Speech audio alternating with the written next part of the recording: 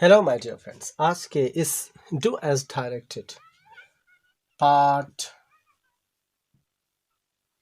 6 के अंतर्गत हम कुछ सेंटेंसेस लेते हैं और according to the instructions given against the sentences हम उनके साथ कुछ करने वाले हैं। Okay, let's see what we do with them.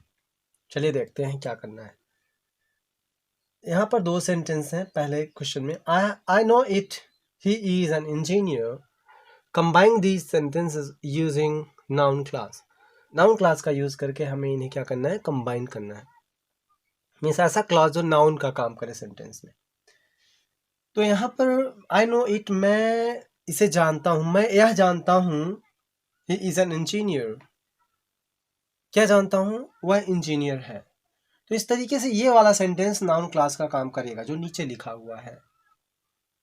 यहाँ पर ऑब्जेक्ट इट की जगह पर हम इस क्लॉज को रखेंगे और दैट का यूज करके जब कोई अफर्मेटिव सेंटेंस को नाउन क्लास बनाते हैं या नेगेटिव सेंटेंस को नाउन क्लास बनाते हैं तो उसके पहले दैट का यूज करते हैं। ओके, सो आई नो, मैं जानता हूं। अब इस ऑब्जेक्ट को हटाना है ना, इट को हटाएंगे यहां से।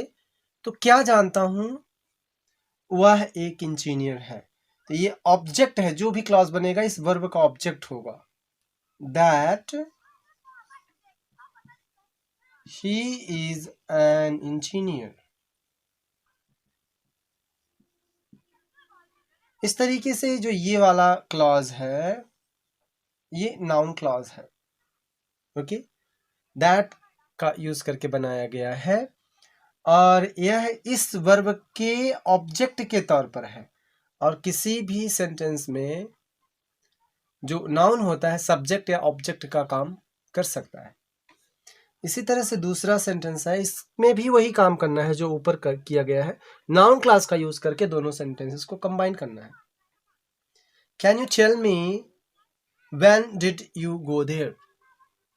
क्या आप मुझे बता सकते हो तुम वहां या आप वहां कब गए थे? तो क्या आप मुझे बता सकते हो कि आप वहां कब गए थे? यहां पर इन दोनों को भी इसी प्रकार से कंबाइन करना है। यहां पर जो ये क्लॉज है ना, क्या बता सकते हैं कि आप वहां कब गए थे, ये भी एक ऑब्जेक्ट की तरह काम करेगा स्टिल का। तो हम इसी तरह से इसको पहले लिखेंगे, कैन यू टेल मी। यहां पर एक ऑब्जेक्ट है मी टेल का और एक दूसरा भी ऑब्जेक्ट है मुझे बता सकते हैं क्या।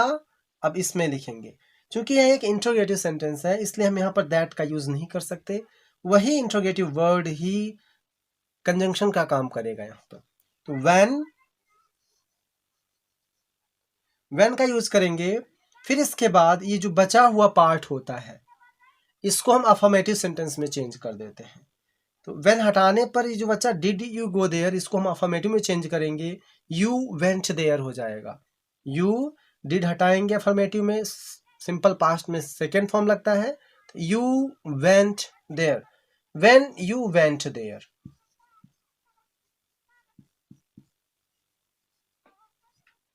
इस तरीके से इसको हमने कंबाइन कर दिया। क्या आप मुझे बता सकते हो कि तुम वहां कब गए थे? इस तरीके से एक तीसरा सेंटेंस है, आई बिलीव यू। इसको चेंज करना है इनटू अ कॉम्प्लेक्स सेंटेंस। यह एक सिंपल सेंटेंस है जिसमें एक सब्जेक्ट और एक वर्ब है। कॉम्प्लेक्स सेंटेंस वह होता है जिसमें एक से अधिक सब्जेक्ट और वर्ब्स होती हैं और वह सेंटेंस या तो नाउन क्लास का काम करे, उसमें एक नाउन क्लास हो या एडजेक्टिव क्लास या फिर एक एडवर्ब क्लास होना चाहिए उस सेंटेंस में। आई बिलीव यू को कैसे बनाएंगे हम? इसका मतलब है मैं आपकी बातों पर भरोसा करता हूं। तो इसको हम कॉम्प्लेक्स में कैसे चेंज कर सकते हैं? जो आप कहते हैं मैं उस पर भरोसा करता हूं, एक क्लॉज का यूज करके हम इसको लिखेंगे। तो आई बिलीव, अब व्हाट यू से, जो आप कहते हो। तो यहां पर थोड़ा सा, यहां विशेषकर कोई ऐसा रूल नहीं होता कि हम किस तरीके से बनाएंगे इसको, लेकिन यहां पर ऐसे मीनिंग वही निकलना चाहिए, और हम किसी कंजंक्शन का यूज करके बनाते हैं। आई बिलीव यू का मतलब होता है मैं जो आप कहते हैं मैं उस पर भरोसा करता हूँ। तो इसको हम इस तरीके से लिख सकते हैं, आई बिलीव व्हाट यू से, जो आप कहते हो। तो यहाँ से एक सब्जेक्ट एक वर्ब हुआ और दूसरा सब्जेक्ट और दूसरा वर्ब हुआ, एक कंजंक्शन का यूज हुआ, अतः ये एक कॉम्प्लेक्स सेंटेंस है। ओके, और यहाँ पर भी ये नाउन क्लास का काम कर रहा है, नाउन क्लास। तो कॉम्प्लेक्स सेंटेंस में जो क्लास होते हैं या तो नाउन क्लास होता है, एडजेक्टिव या फिर एडवर्ब क्लास होता है। ओके, तो यहाँ पर नाउन क्लास है, क्यों? क्योंकि इस वर्ब का ऑब्जेक्ट है यहाँ पर, और किसी भी वर्ब का ऑब्जेक्ट नाउन या फिर प्रोनाउन ही होता है, तथा ये नाउन क्लास है। इसी तरीके से यहाँ पर एक सेंटेंस और है, the girl who was dancing is my student. Change into a simple sentence, simple में बदलना है। यह एक कॉम्प्लेक्स सेंटेंस है। कॉम्प्लेक्स मीन्स थोड़ा सा एक से ज़्यादा सेंटेंस है इसमें, और या तो नाउन क्लास है उसके अंदर या एडजेक्टिव या फिर एडवर्ब क्लास है। तो यहाँ पर the girl is my student, main class है यहाँ पर ये, the girl is my student, लड़की माई स्टूडेंट है, जो लड़की है वो मेरी छात्रा है। लेकिन यहाँ पर जो ये क्लॉज है हु वॉज डांसिंग, ये एक एडजेक्टिव क्लॉज है। एडजेक्टिव क्यों? क्योंकि वो इस नाउन के बारे में बता रही है, एक विशेषण है यहाँ पर, एक एडजेक्टिव क्लॉज है। ओके, तो हमें इसे सिंपल सेंटेंस बदलना है। लड़की जो नाच रही थी मेरी स्टूडेंट है। सिंपल सेंटेंस में बदलें, मतलब ये कि वहाँ एक सब्जेक्ट हो और एक वर्ब होना चाहिए, वो भी टेंस की जो वर्ब्स होती हैं। फाइनाइट वर्ब्स एक ही होना चाहिए, इनफाइनाइट वर्ब्स हो सकती हैं सेंटेंस में। इनफाइनाइट वर्ब्स क्या होती हैं? जैसे इन्फिनेटिव या फिर जेरेंट, पार्टिसिपल इत्यादि का यूज किया जा सकता है।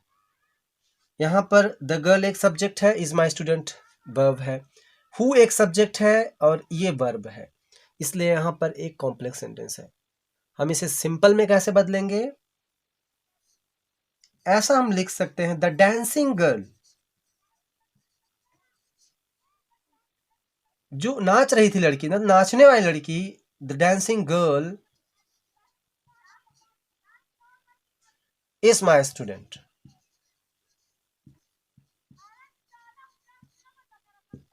The dancing girl is my student, ऐसा हम कह सकते हैं। The dancing girl is my student, इसको हम ऐसा लिख सकते हैं। ओके, या फिर कुछ लोग ऐसा भी कह सकते हैं, the girl dancing is my student, पर ये ज़्यादा सही नहीं है। सही होता अगर हम यहाँ पर डांसिंग के बाद कुछ और वर्ड्स लिख दें, the girl dancing that day, मान लो हम यहाँ पर कहते हैं या ऑन मंडे कहते हैं, कुछ भी, the girl who was dancing that day is my student. अब हम इसको कैसे कंबाइन करेंगे? फिर ऐसे नहीं बनाया जाएगा उसको, फिर उसको बनाने के लिए क्या किया जाएगा? The girl dancing that day is my student, इस तरीके से। अगर यहाँ पर हु और वॉच को छोड़ने के बाद जो डांसिंग बचता है अकेले है, तो इसको हम नाउन के पहले रख सकते हैं। लेकिन अगर डांसिंग दैट डे और उसके साथ एक से ज़्यादा वर्ड्स बचते हैं, फिर हमें उसको इस नाउन के बाद ही रखना पड़ेगा, मतलब the girl dancing that day is my student, ऐसा होगा फिर। ओके, तो इस तरीके से आज के इस वीडियो में बस इतना ही। अगर आपको वीडियो पसंद आया तो please like share subscribe. Thanks for watching.